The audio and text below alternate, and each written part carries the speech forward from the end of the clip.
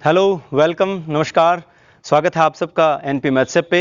आज का जो अपना टॉपिक है क्लास 9th का जो 5th चैप्टर है यूक्लिड की ज्यामिति का परिचय। ठीक है, तो उसके लिए मैं कुछ पॉइंट यूक्लिड की परिभाषाओं से हम स्टार्ट करेंगे।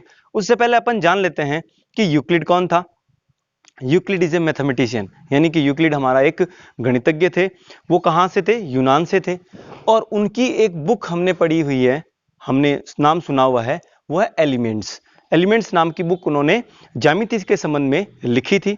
उनकी कुछ बातें हैं, कुछ परिभाषाएं उन्होंने दी थी जो स्वयं सिद्ध हैं, और उनको आगे भी गणित में यानी कि ज्यामिति में और अन्य जो गणित की शाखाएं हैं उनमें हमने उनमें काम में लिया था।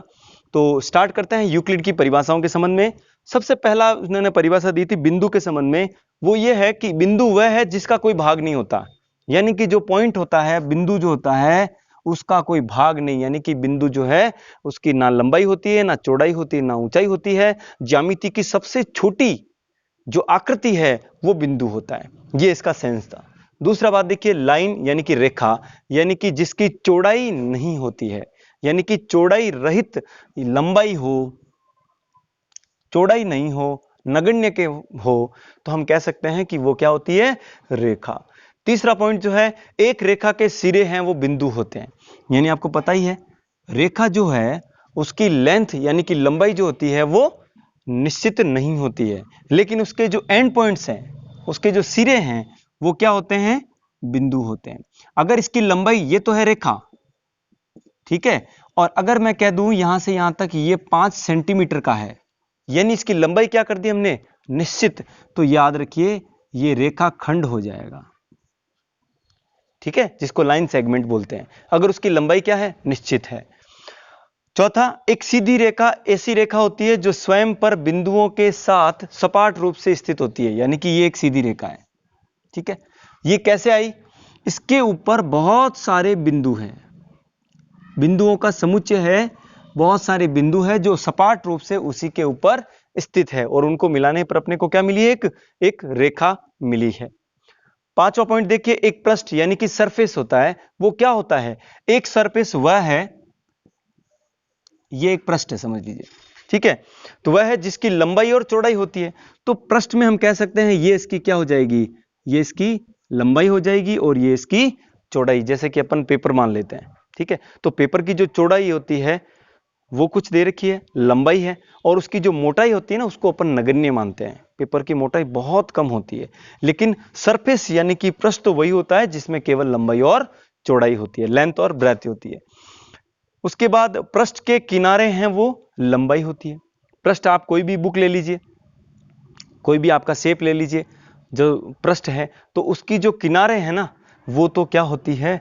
रेखाएं होती है। जैसे यही अपना पृष्ठ है, तो ये जो इसका किनारा है ये आपको क्या मिली? एक रेखा मिली। ये भी क्या है? एक रेखा है। उसके बाद एक समतल पृष्ठ यानी कि प्लेन सरफेस जो होता है वो ऐसा पृष्ठ है जो स्वयं सीधी रेखाओं के साथ सपाट रूप में स्थित होता है, यानी कि ये, इसी को अपन मान लेते हैं ये आपका समतल पृष्ठ है। तो वास्तव में ये आया कहां से? ये है इसके ऊपर बहुत सारी सीधी रेखाओं से ये पृष्ठ बना है। ये पृष्ठ कैसे बना है? बहुत सारी सीधी रेखाओं से। जैसे अपन एक पलंग अपन एज्यूम करते हैं, कल्पना करते हैं, तो उसको कैसे बनाया जाता है? धागों से बनाया जाता है। जैसे अपना जो शर्ट होता है, जो शर्ट का जो कपड़ा है वो कहां से आया? वो बहुत सारी धागों को एक साथ एक सपाट रूप से लिखने पर वो आपका क्या बन जाता है? पृष्ठ बन जाता है। ठीक है, ये तो हैं कुछ उसकी परिभाषाएं। अब उसके बारे में बात करेंगे हम। यूक्लिड ने कुछ अभिधारणाएं दी और कुछ उन्होंने अभिग्रहित दी है। तो सबसे पहले जान लेते हैं, बहुत सारे बच्चों के बीच में ये कंफ्यूजन होता है कि सर अभिधारणा क्या है, अभिग्रहित क्या है, तो उसके बारे में अपन डिस्कस करते हैं। तो देखिए, अपन ने अभी कहा था कि अभिग्रहित और पोस्टुलेट्स यानी कि अभिधारणाएं, ये दोनों जो हैं वो यूक्लिड ने किस प्रकार से समझाया था कि उन्होंने कुछ कल्पनाएं मानी थी अपने मन से, ठीक है, जो स्वयं सिद्ध थी, यानी कि उन पर आगे जाके उनको सिद्ध नहीं किया गया। उन कल्पनाओं का उपयोग कहाँ किया गया? गणित में। गणित यानी कि उनकी ज्यामिति की शाखा में भी, और गणित की अन्य जो क्षेत्र हैं, अन्य शाखाएं हैं, वहां पे उपयोग किया गया। तो उन्होंने थोड़ा सा इस प्रकार से समझाया कि यूक्लिड द्वारा मानी गई जो स्वयं सिद्ध कल्पनाएं थी, जिनका प्रयोग गणित में किया गया और केवल ज्यामिति से उनका संबंध नहीं था, यानी कि ज्यामिति के अलावा भी जितने भी क्षेत्र हैं वहां उनका प्रयोग किया गया, वे तो कहलाते हैं अभिग्रहित, यानी जिन्हें एक्सियोम्स बोलते हैं। और आपकी जो बुक में है 7 अभिग्रहित पर अपन डिस्कस करने वाले हैं, चर्चा करने वाले हैं। और अभिधारणाएं क्या होती है? जो पोस्टुलेट जिन्हें बोलते हैं, यानी यूक्लिड द्वारा मानी गई कल्पनाएं जिनका संबंध विशिष्ट रूप से गणित की केवल और केवल ज्यामिति से उसका संबंध था। केवल और केवल किससे था? ज्यामिति से। तो इस बुक में यानी कि हमारे इस कोर्स में 5 अभिधारणाओं के बारे में अपन डिटेल से डिस्कस करेंगे। बता दें आपको, एग्जाम में डायरेक्ट क्वेश्चन आता है, यूक्लिड की कोई 4 अभिधारणाएं लिखिए, यूक्लिड की 5वीं अवधारणा लिखिए, अभिधारणा लिखिए। इस प्रकार से क्वेश्चन आता है। यहां से भी क्वेश्चन इसी प्रकार से बनता है, यूक्लिड के कोई 2 अभिग्रहित लिखिए। निश्चित रूप से इस चैप्टर का यहां इन दोनों से क्वेश्चन आता है। तो स्टार्ट करते हैं। अपने यूक्लिड ने जो 7 अभिग्रहित दिए थे, एक्सियोम्स दिए थे, उनके बारे में अपन डिटेल से डिस्कस करेंगे कि कैसे समझा जाए। तो इसके लिए अपन को कुछ छोटे मोटे एग्जाम्पल अपन लेने पड़ेंगे, जिससे अपन इन एक्सियोम्स को यानी कि अभिग्रहित को बहुत अच्छे से समझ सकेंगे। वे वस्तुएं, पहला है वे वस्तुएं जो एक ही वस्तु के बराबर है। वे वस्तुएं जो एक ही वस्तु के बराबर हैं वो एक दूसरे के बराबर होती है। मैं सिंपल सा एग्जांपल लेता हूं अपनी मनी से, यानी कि पैसों से।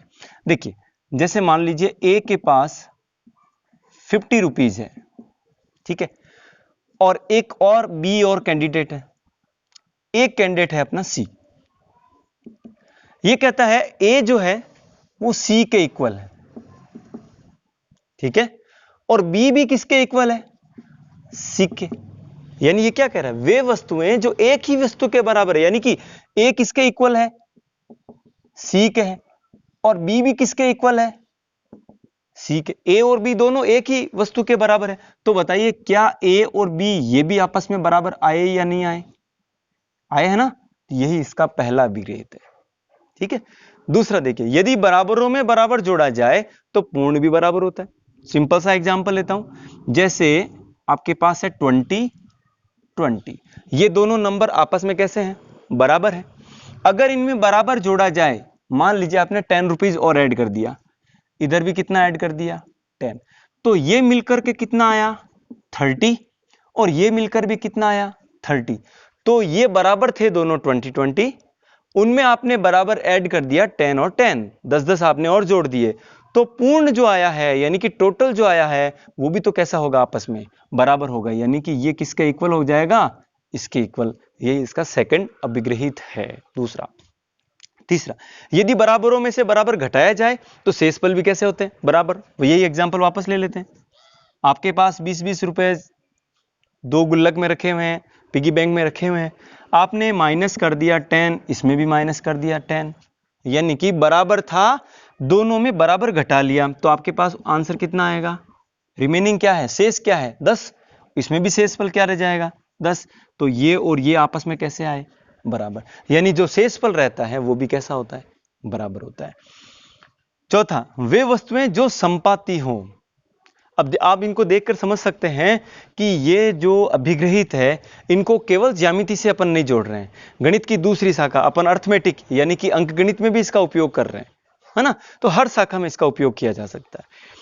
वे वस्तुएं जो संपाती हो, एक दूसरे के बराबर है। संपाती का मतलब ही होता है ओवरलैप करना, यानी कि एक दूसरे के ऊपर व्यवस्थित होना, प्रत्येक बिंदु उनका समान है, वो एक दूसरे को स्पर्श करते हैं। तो संपाती, जैसे मान लीजिए ये 5 सेंटीमीटर की रेखा है, एक रेखा और है, ये रेखा थी, रेखाखंड है ए बी, और एक रेखाखंड और है जिसका नाम है सी डी, वो भी कितना है? 5 सेंटीमीटर का है, तो वो एक दूसरे के संपाती हो गए। तो वो संपाती हैं, तो वो एक दूसरे के कैसे होते हैं? बराबर होते हैं, यानी कि इक्वल होते हैं। पांचवा देखिए, पूर्ण अपने भाग से बड़ा होता है। देखिए, पूर्ण कोई मान लीजिए आपके पास 50 रुपीज है, आपने उसको 2 पार्ट में डिवाइड कर दिया।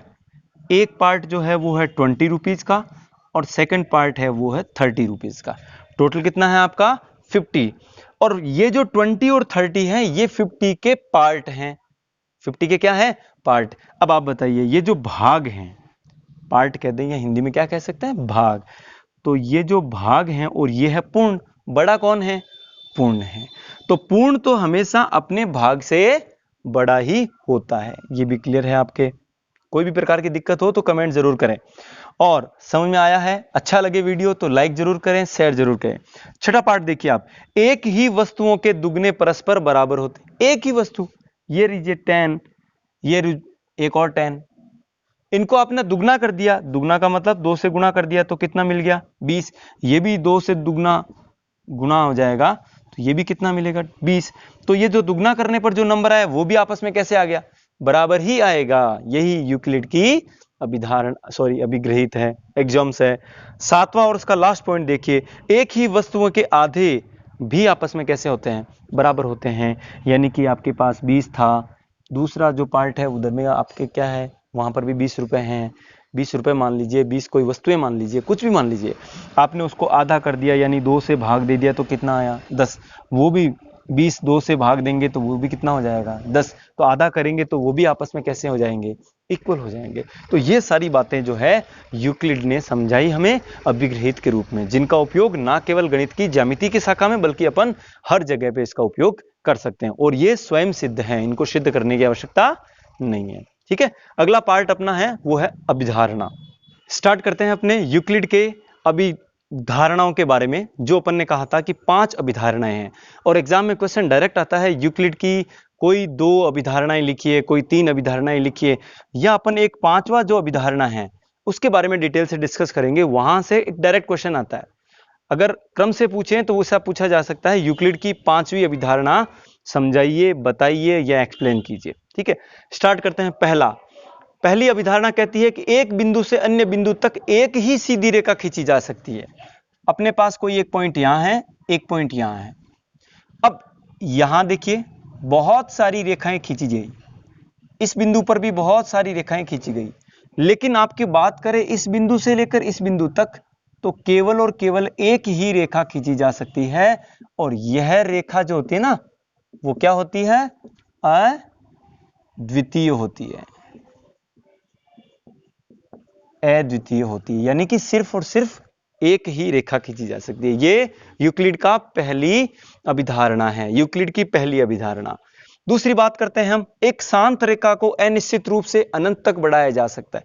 देखिए भाई, आपने डेफिनेशन पढ़ी हुई छोटी कक्षाओं में, रेखा का मतलब है जिसकी लंबाई निश्चित नहीं होती है, जिसके दोनों तरफ जो सिरे हैं वो अंत बिंदु नहीं होते हैं। इसका मतलब क्या कह सकते हैं, ये रेखा जो है अनिश्चित रूप से बढ़ाई जा सकती है दोनों तरफ, याद रहे दोनों तरफ। ठीक है, यानी हम दोनों तरफ इसको अनंत तक बढ़ा सकते हैं। यानी इसकी जो लंबाई होती है ना वो क्या होती है, अनिश्चित होती है। लंबाई क्या होती है, अनिश्चित, किसकी, रेखा की। तीसरा बिंदु, यहां तक आपको अच्छे से समझ में आ रहा है? कोई भी प्रकार की प्रॉब्लम हो, दिक्कत हो तो मुझे जरूर बताएं, कमेंट करके बताएं। कोई बात समझ में नहीं है तो वीडियो को वापस बैक करके भी आप जरूर देखें। तीसरा देखिए, किसी को केंद्र मानकर किसी त्रिज्या का एक ही वृत्त खींचा जा सकता है। मान लीजिए आपने ये केंद्र माना, ठीक है, अब आपने त्रिज्या जो है वो फिक्स है भाई। देखिए, केंद्र मानकर किसी त्रिज्या से आपने मान लीजिए उसकी त्रिज्या इतनी खोली है, तो मैं कोशिश करता हूं इसी पेन से आपके सामने एक अच्छा सा डायग्राम बना सकूं। तो ये इस प्रकार से आपको एक वृत्त मिला जिसका केंद्र ये है। ठीक है, अब मान लीजिए आपने उस त्रिज्या को चेंज कर दिया तो बाहर वृत्त मिलेगा, उस त्रिज्या को आपने कम कर दिया तो अंदर वृत्त मिल जाएगा। लेकिन ये क्या कह रहा है, किसी को केंद्र मानकर, आपने इसको क्या मान लिया, केंद्र माना, और किसी त्रिज्या, यानी वो त्रिज्या क्या है, चेंज नहीं की, परिवर्तित नहीं की, तो अब उसके ऊपर आपने चाहे उसको कंपास को यानी कि प्रकार को बहुत बार घुमाया तो कितना भी हम घुमा लें आपको वृत्त कितना मिलेगा, सिर्फ एक ही वृत्त मिलेगा। वृत्त के ऊपर दूसरा वृत्त मिलेगा, तीसरा मिलेगा, चौथा मिलेगा, यानी उनकी त्रिज्याएं कैसी हो जाएगी, समान हो जाएगी। तो आपने अगर फिक्स पॉइंट यानी कि वृत्त का केंद्र माना, निश्चित उसकी त्रिज्या मानी है, तो अब इसको चाहे आप कितना भी घुमा लीजिए हमेशा आपको क्या मिलेगा, एक ही वृत्त मिलेगा। चौथा देखिए, सभी समकोण एक दूसरे के बराबर होते हैं। ये तो निश्चित रूप से, ये आपका समकोण मतलब 90 डिग्री। ठीक है, अब चाहे मैं छोटा समकोण बना दूं, चाहे मैं बहुत बड़ा बना दूं, और चाहे आप बोर्ड ले लीजिए, बोर्ड में क्या है, ये आपने बहुत बड़ा समकोण बनाया, समकोण का मतलब कितना डिग्री है? 90 डिग्री है। तो सभी समकोण हैं वो एक दूसरे के बराबर होते हैं। उनका जो थीटा, उनका जो मेजरमेंट है, उनका जो कोण है, वो सदैव क्या रहता है? समान रहता है, क्योंकि उसका मान हमेशा 90 डिग्री होता है। ये है हमारी 4 पोस्टुलेट यानी 4 अभिधारणाएं। अब बात करते हैं अपन 5वीं अभिधारणा के बारे में, जो कि एग्जाम में अगर क्रम से पूछा जाए तो निश्चित रूप से आपकी ये 5वीं अभिधारणा पूछ सकते हैं। क्या होता है इसमें? कहते हैं, स्टेटमेंट आप लिख लीजिएगा वरना यहां मिल जाएगा आपको। तो यूक्लिड का 5वां पोस्टुलेट यानी कि 5वीं अभिधारणा कहती है कि आपके पास 2 सरल रेखाएं हैं। इन दोनों सरल रेखाओं को एक तिर्यक रेखा काट रही है, ठीक है, कट कर रही है। इन तिर्यक रेखाओं के एक ही तरफ बनने वाले अंतः कोण, मान लीजिए ये कोण नंबर 1 और इसको दे देते हैं कोण नंबर 2। तो कोण नंबर 1 और कोण नंबर 2 इनका आपको योग करना है, ठीक है। तो योग करने पर क्या होगा? इन दोनों का योग करेंगे जब हो सकता है इन दोनों का योग 180 डिग्री से बड़ा भी हो सकता है, ग्रेटर देन 180 डिग्री, और 180 डिग्री से छोटा भी हो सकता है। ये 2 कंडीशन आएगी आपके पास, पहली और दूसरी। और 2 तरफ है, एक रेखा के एक तरफ पहली कंडीशन होगी और दूसरी तरफ दूसरी कंडीशन होगी। अब आपको चेक करना है कि जिधर 180 से उसका योग कम है, जैसा ये कंडीशन जहां सेटिस्फाइड होगी, मुझे लग रहा है कि इधर की तरफ है, तो उनको जब हम रेखाओं को अनंत तक बढ़ाएंगे, उनको जब अनंत तक बढ़ाया जाएगा तो वो निश्चित रूप से एक दूसरे को कट करेगी।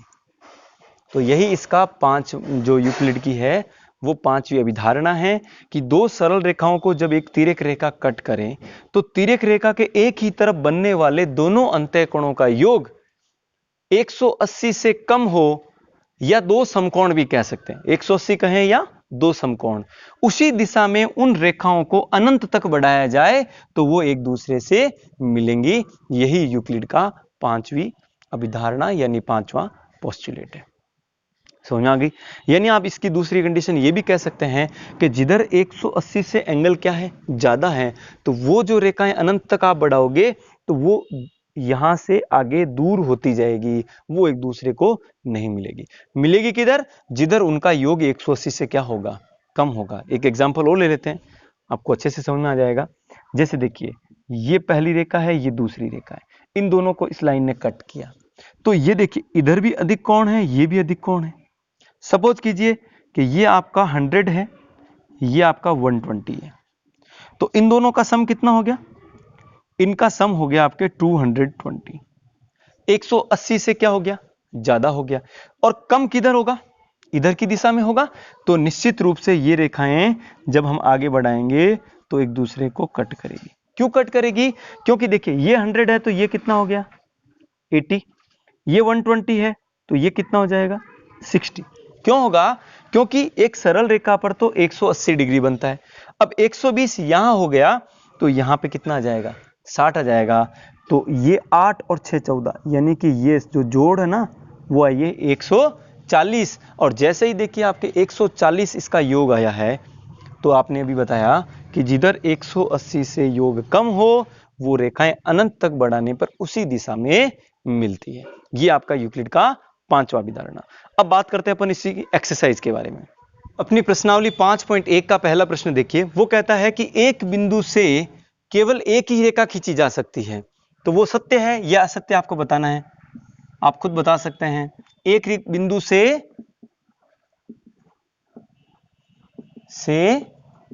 अनंत रेखाएं खींची जा सकती है, अनंत रेखाएं खींची जा सकती है, ये इसका आंसर हो जाएगा। तो प्रश्न में तो पूछा गया कि केवल एक ही रेखा खींची सकते हैं, तो वो प्रश्न क्या हो गया? असत्य हो जाएगा। तो आपका आंसर ये हो जाएगा, ठीक है। दूसरा क्वेश्चन कहा गया कि 2 बिंदुओं के बीच में असंख्य रेखाएं खींची जा सकती है। अब आप बताइए 2 बिंदुओं के बीच में क्या होता है? 2 बिंदुओं के बीच केवल एक रेखा खींची जा सकती है, खींची जा सकती है। यानी ये क्वेश्चन भी क्या हो गया, जो प्रश्न में दिया है वह असत्य हो जाएगा, क्योंकि हम केवल एक रेखा खींच सकते हैं, उसने अनंत कह दिया। तीसरा कह दिया कि उसने एक रेखा को अनिश्चित रूप से दोनों तरफ बढ़ाया जा सकता है, ये बात क्या हो जाएगी, सत्य हो जाएगी, क्योंकि हम जानते हैं कि एक रेखा को, जो हमारी रेखा है, उसको अनिश्चित रूप से दोनों तरफ बढ़ाया जा सकता है। चौथा देखिए, यदि दो वृत्त बराबर है, दो वृत्त बराबर हैं, ऐसा कब होगा बताइए, जब उनकी त्रिज्याएं कैसी होगी, बराबर होगी। तो उनकी जो त्रिज्याएं हैं कैसी होगी, समान होगी। तो ये बात क्या हो जाएगी, सत्य हो जाएगी। क्लियर है? कोई भी तरह की कोई दिक्कत है तो बताओ। अब इसका सेकंड क्वेश्चन देखिए। इस प्रश्नावली के जो सेकंड क्वेश्चन है उसमें अपन ये परिभाषाओं के बारे में डिस्कस करने वाले हैं। नंबर 1 देखिए, उसने कहा है कि समांतर रेखाएं क्या होती है। तो समांतर रेखाएं का मतलब है ऐसी दो रेखाएं जिनको अनंत तक बढ़ाने पर भी वो एक दूसरे से कभी प्रतिच्छेद ना करें। यानी क्या होता है, उनके बीच की जो ये दूरी होती है, जिसको मैं d कह दूं, वो सदैव क्या रहती है, समान रहती है। तो वो दोनों रेखाएं हैं, वो क्या कहलाती है, समांतर रेखाएं, जो एक दूसरे को कभी प्रतिच्छेद ना करें। केवल इस डायग्राम में नहीं, बल्कि अनंत तक बढ़ाने में भी, अगर इनको अनंत तक बढ़ा दिया जाए तो भी वो प्रतिच्छेद ना करें। ठीक है। दूसरा देखिए क्या है, लंब रेखाएं, यानी ऐसी दो रेखाएं जो एक दूसरे पर 90 डिग्री पर हो। यानी देखिए, ये वाली जो रेखा है और ये एक रेखा दूसरी है, दोनों एक दूसरे को कट कर रही है, प्रतिच्छेद कर रही है, और दोनों के प्रतिच्छेद बिंदु पर यहां पर जो कोण है वो कितना डिग्री बन रहा है, 90 डिग्री। तो वो कहलाती है लंब रेखाएं। तीसरा देखिए रेखाखंड, इसको आप अच्छे से यहां समझिए। रेखाखंड देखो, ये आपकी थी रेखा जिसकी लंबाई क्या होती है, अनिश्चित। तो हम कह सकते हैं रेखाखंड जो होता है ना, वो एक रेखा का भाग होता है। रेखा का क्या हो गया, भाग, जिसके दोनों तरफ जो है एंड पॉइंट होते हैं।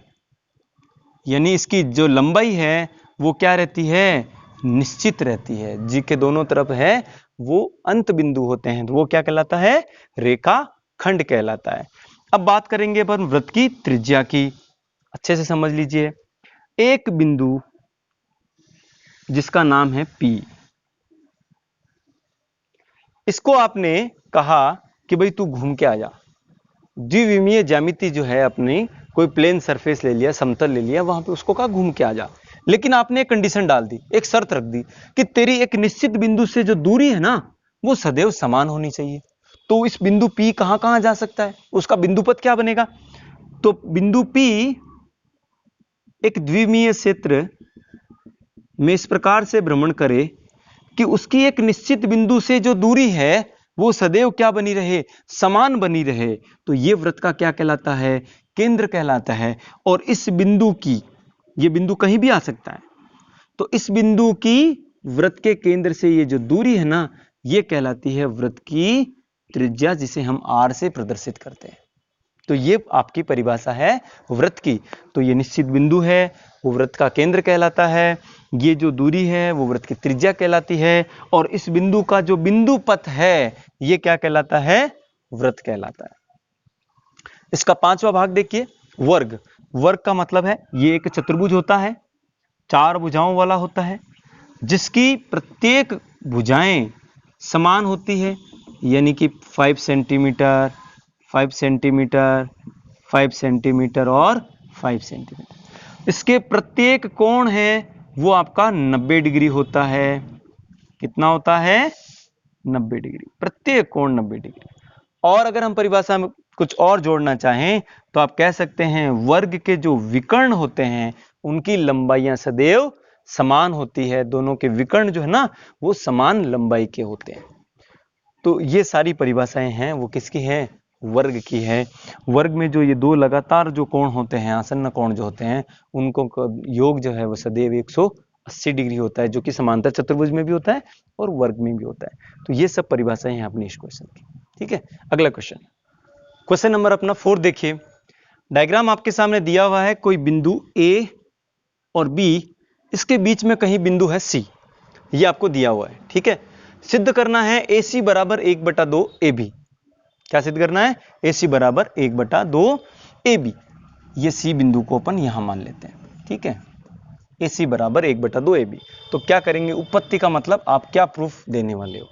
देखिए टोटल जो लेंथ है वो क्या दिया है, ए बी। ठीक है, ये जो सी है ना वो मध्य बिंदु है। क्वेश्चन नंबर अपना 4 देखिए, इस एक्सरसाइज का दिया हुआ है कि ए और बी जो रेखा है वहां कोई बिंदु सी है। इस प्रकार है कि ए सी बराबर बी सी, ए सी बराबर बी सी, यानी आप कह सकते हो कि ये दोनों दूरियां बराबर है, तो सी इसका क्या हो गया, मध्य बिंदु। सिद्ध करना है अपने को ए सी बराबर 1/2 ए बी। तो कैसे सिद्ध करेंगे, शुरुआत में आपका जो रेखाखंड था, अगर इसकी दूरी अगर लंबाई निश्चित है तो वो क्या हो जाएगा, ए बी। ए बी के आपके दो भाग हैं, पहला भाग ए सी है और दूसरा भाग सी बी है। तो ए बी बराबर ए सी प्लस, चाहे आप सी बी कह दीजिए या बी सी कह दीजिए, बात एक ही है। अब आपको क्या करना है, आपका जो आंसर चाहिए वो ए बी के साथ क्या आना है, ए सी।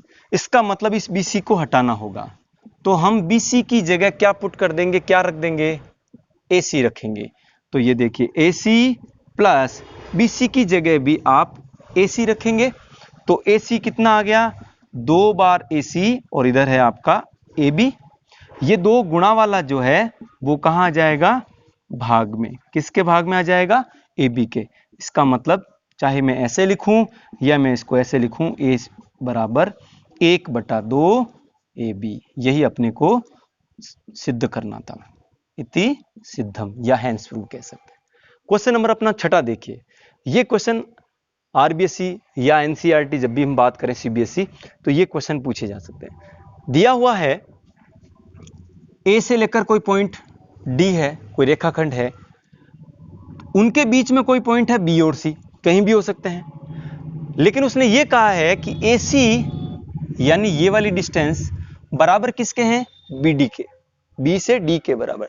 तो सिद्ध करना है अपने को ए बी बराबर क्या होना चाहिए, ए डी, ए बी बराबर सी डी लाना है। तो क्या कीजिएगा, आपको जो दिया हुआ है, क्या दिया हुआ है, ए सी बराबर बी डी, ये अपने को दिया है ना।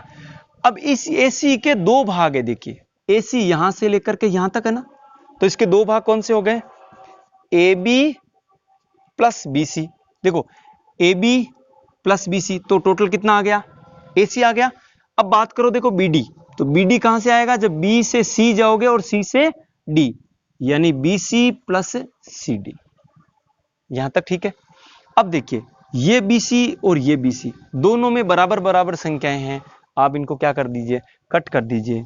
दोनों समीकरण के दोनों पक्षों में समान संख्या है, समान चिन्ह के साथ है, तो कट हो गई। तो यहां क्या बच जाएगा, ए बी, और उधर क्या रह जाएगा, सी डी। यही आपको सिद्ध करना था। इति सिद्धम, हैंस प्रूफ। प्रश्नावली 5.2, इसमें केवल 2 ही प्रश्न हैं और दोनों यूक्लिड की 5वीं अवधारणा पे निर्भर करते हैं। देखिए हमने सीख रखा है, यूक्लिड की 5वीं अवधारणा क्या कहती है कि यदि दो रेखाएं हैं, उनको कोई एक तिर्यक रेखा कट करे, तो जिस तरफ दोनों अंतः कोणों का योग, कोण 1 और कोण 2 का मान जिधर 180 से कम हो, उधर उन रेखाओं को आप अनंत तक अगर बढ़ाएंगे तो वो रेखाएं एक दूसरे को कट करेगी। यही तो 5वीं अवधारणा है।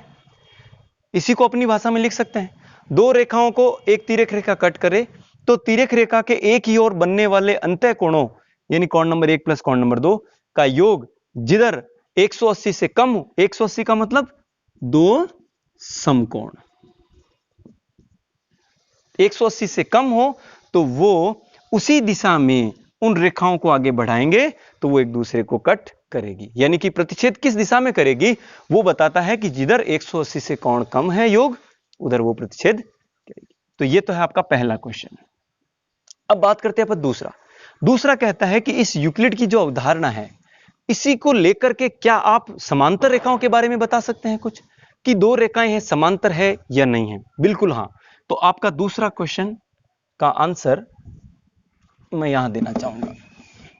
देखिए, ये तो आपका पहला था, अब दूसरा समझ लीजिए।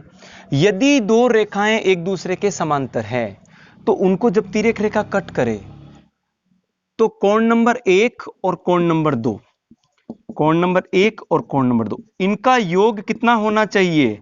180 होना चाहिए। जिधर 180 है, अब चाहे वो एक तरफ हो जाएगा, इसका मतलब दूसरी तरफ भी कितना होने वाला है? 180 ही होने वाला है। तो अगर ये कोण का योग 180 बराबर होगा तो निश्चित रूप से ये रेखाएं एक दूसरे के समांतर होगी, वो प्रतिच्छेद नहीं करेगी। और जिधर 180 से कम होगा तो उनको हम अनंत तक अगर बढ़ाएंगे तो वो एक दूसरे को कट करेगी। यही आपका क्वेश्चन नंबर 2 है, जो अपने शब्दों में यहाँ पे लिख सकते हैं आप।